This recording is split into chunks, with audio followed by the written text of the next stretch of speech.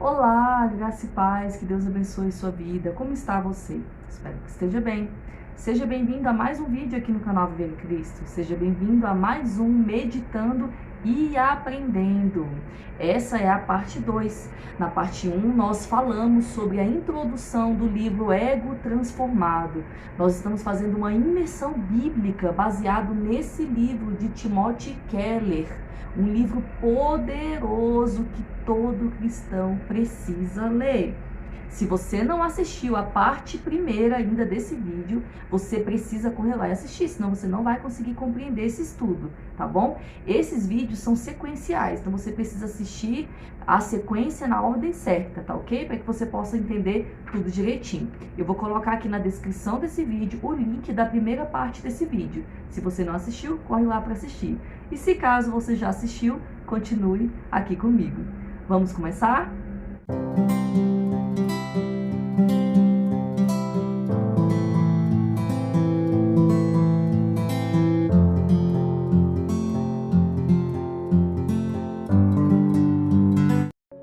Bom, então vamos começar. A partir de agora, nós vamos ver o primeiro capítulo desse livro, tá? Que ele fala da condição natural do ego humano. E aqui, o apóstolo Paulo, em 1 Coríntios capítulo 4, o verso 6, ele está tentando nos ensinar e ensinar aos cristãos da igreja em Corinto daquela época algo especial do ego humano.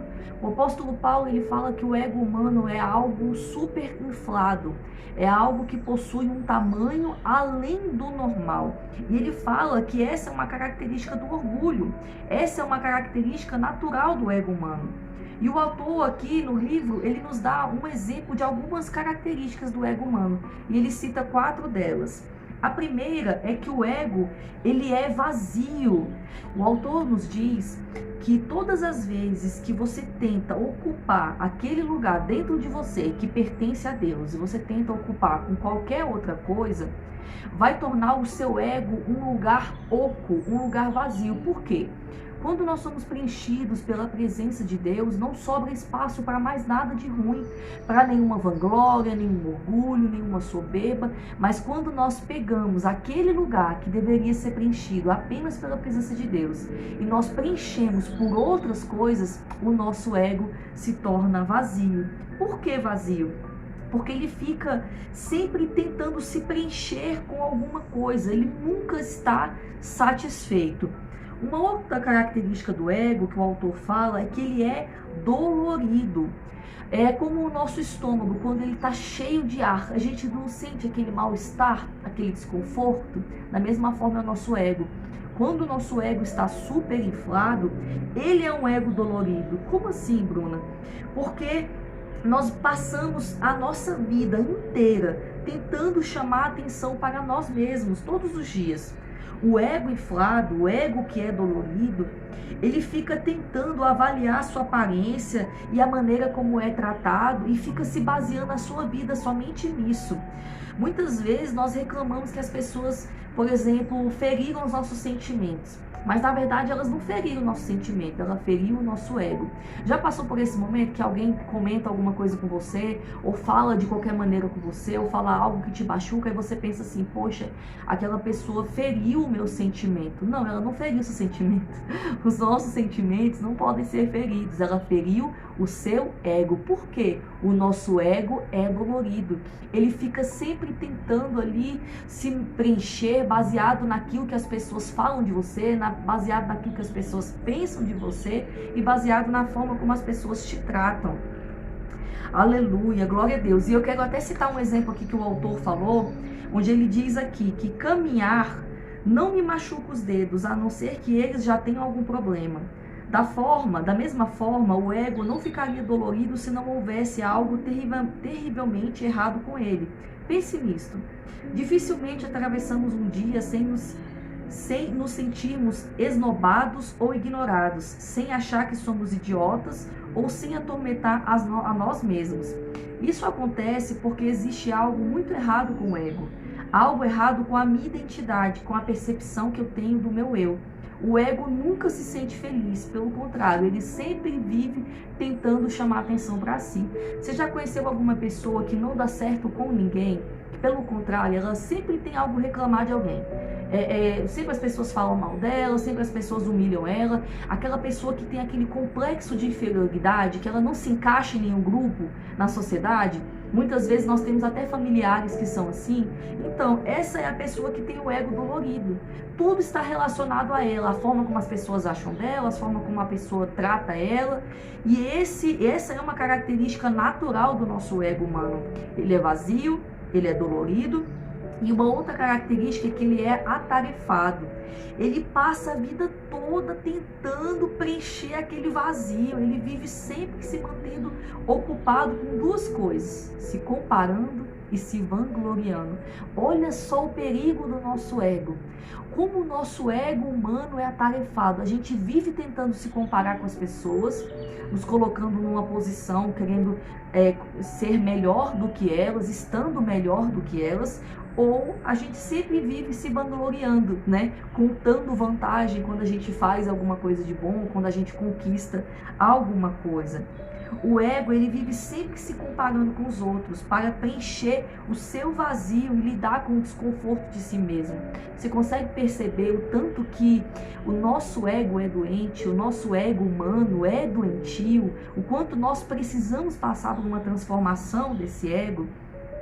E o orgulho, né, que está dentro do nosso ego, ele não se satisfaz em ter coisa alguma. Pelo contrário, o objetivo do orgulho é você tentar ser melhor do que os outros. Quando a gente fala assim, nossa, a pessoa está tão orgulhosa de ter conquistado um carro. Amém, ela está feliz de ter conquistado um carro. Mas muitas vezes, dentro do coração dela, dentro do ego dela, existe algo disfarçado que ninguém vê. Ou até mesmo que nem ela percebe que esteja ali. Ela não está apenas orgulhosa de ter conquistado, mas ela está orgulhosa porque conquistou um carro melhor do que os outros. Ela está orgulhosa porque a partir de agora ela está mais próspera e mais rica do que os outros. Essa é uma característica do orgulho. Ele tenta sempre ser melhor do que o outro, ele tenta sempre se comparar ao outro. Pois se todos fôssemos iguais, se todo mundo conquistasse as mesmas coisas, não haveria, né, espaço para o orgulho. Aleluia, glória a Deus. Deus está falando profundamente ao meu coração. O quanto nós precisamos ali ser trabalhados, né, em nosso coração por conta do ego. E o autor, ele fala aqui também uma parte, ele diz assim: quando eu era menino, minha mãe vivia me dizendo coisas assim: querido, você precisa entrar para o clube de xadrez. Eu respondia: mãe, eu detesto xadrez. Eu sei, querido, ela dizia, mas isso ia melhorar bastante o seu currículo estudantil. Então ela tentava novamente. Não existe uma organização lá no centro da cidade que serve café da manhã todos os sábados para os sem teto e sem alimento? Por que você não se oferece para ajudar? Mãe, eu detesto esse tipo de coisa, eu respondia. A resposta era a mesma: eu sei, querido, mas isso ia melhorar bastante o seu currículo estudantil. Essa é a função do ego. Ou seja, a mãe dele, mesmo sabendo que ele não estava contente, que ele não queria realizar aquelas tarefas, ela falava: mas você precisa fazer, porque isso vai melhorar o seu currículo, ou seja, a sua aparência, vai melhorar o que as pessoas pensam a respeito de você. Essa é uma característica do ego. Sempre procurar tentar melhorar o nosso currículo, melhorar a nossa aparência. Eita, Deus está falando aqui. Nós tentamos muitas vezes conseguir melhorar o nosso currículo para tentar melhorar a nossa autoestima. Ficamos desesperados em compreender, em compensar o nosso sentimento de impotência e de vazio. Então, como a gente se sente desvalorizado, a gente não se sente suficiente, a gente fica sempre querendo tentar preencher o nosso ego, o nosso orgulho, tentando ali melhorar a nossa aparência, tentando melhorar o nosso currículo. Ou seja, o ego, ele vive ocupado o tempo inteiro. E a última característica do ego é que ele é frágil, ou seja, tudo que é super inflado, uma hora acaba estourando, como uma bexiga, né? Você enche um balão de ar. Tudo que, quando ele está muito cheio, ele acaba o quê? Correndo risco de estourar. Da mesma forma é o nosso ego. E uma coisa que o autor fala que me chamou muita atenção é que o complexo de inferioridade e superioridade, eles andam juntos. A diferença é que um está inflado demais e o outro foi desinflado. mas lembrando que aquele que tem um complexo de inferioridade, um dia já se sentiu superior também. Então a gente consegue perceber que são falhas, né, do nosso ego. O ego humano, ele nunca fica satisfeito. Pelo contrário, a nossa autoestima nunca é preenchida, é insaciável, é um buraco negro. E é isso que Paulo estava tentando falar para a igreja de Corinto, né? Ele estava tentando dizer que nós não podemos nos basear nesse ego da nossa natureza humana. A gente tem que passar por uma transformação. Aquele povo da igreja de Corinto, em vez de se alegrar com a amizade de Paulo, de Apolo, dos ensinamentos que estavam recebendo, não. Eles queriam provar uns para os outros, se comparar uns com os outros, dizendo quem era mais influente, quem era mais importante entre eles. E Paulo, através dessa carta aos Coríntios, ele estava querendo mostrar para a igreja e para nós, né, que havia nele uma mudança do senso de valor próprio. Ou seja, Paulo já não considerava mais da mesma forma a sua identidade. O seu ego havia sido transformado. Ele agora pensava de uma forma diferente. Agora o seu ego funcionava de uma maneira diferente. E é essa transformação que nós vamos aprender através desse livro.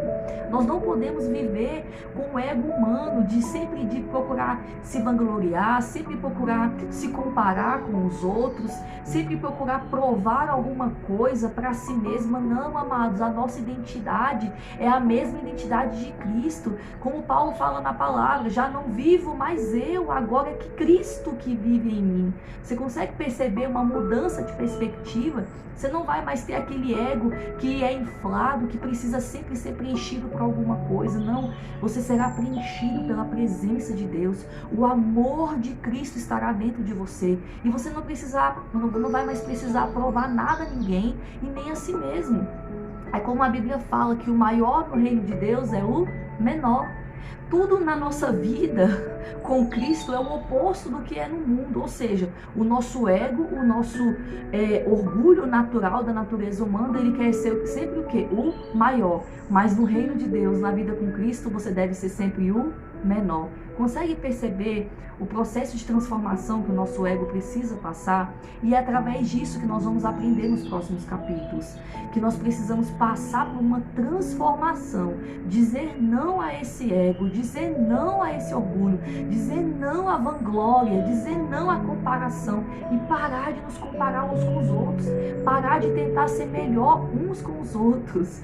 Fazendo isso, a nossa vida vai se transformar mais simples, porque muitos dos problemas, muitas das tristezas, inseguranças, insatisfações, inferioridades que nós sentimos é tudo por conta do ego inflado.